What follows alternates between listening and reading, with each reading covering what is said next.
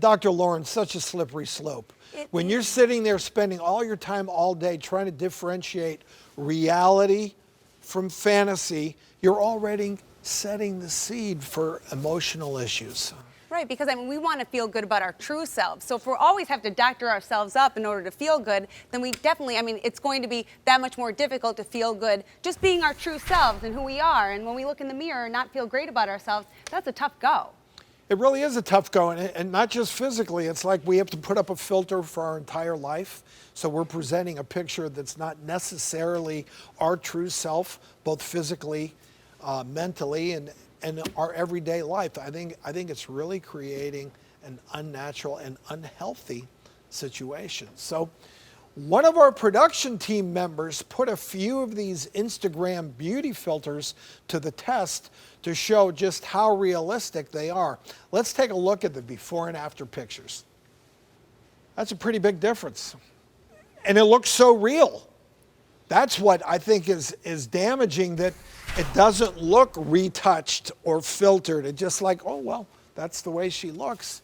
So ladies, what did you notice specifically with Instagram and how it impacted teens, your friends, siblings, etc.?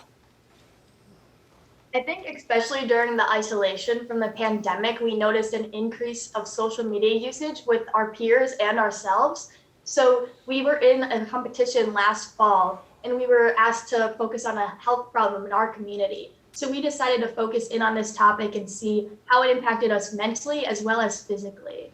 Destiny, tell us, what did your data reveal? Yeah, so our pilot study was actually done on ourselves through the competition. So we used smartwatch technology, just like little fitness trackers, and we saw how a short detox from social media actually affected our physical health. So we took 3 days off of social media, and during this time, we found that the watches showed that our heart rate actually decreased and our stress levels also decreased. We also saw a change in both the quality and quantity of our sleep.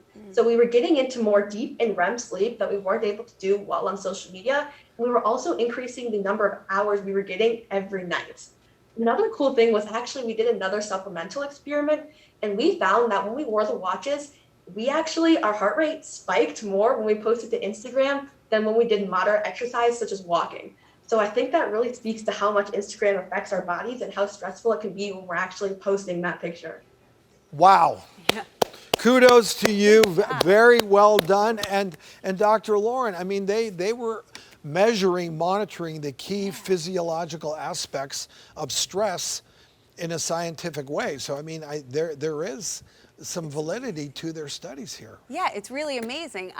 Especially with the sleep, right? Because we know that if we're not getting the proper rest, then we're not going to feel good, right? So if you're not getting the proper rest and your heart rate is spiking without doing any exercise, of course, having some relief from that is a good thing for those 3 days, right? Yeah, for sure. I think that even when we were on the detox, although we feared missing out on everything, it was so refreshing to get a break and to be able to get that sleep. I mean, both of our productivity was highly increased, and we just felt more refreshed and had more time to do things for ourselves, just like sleeping.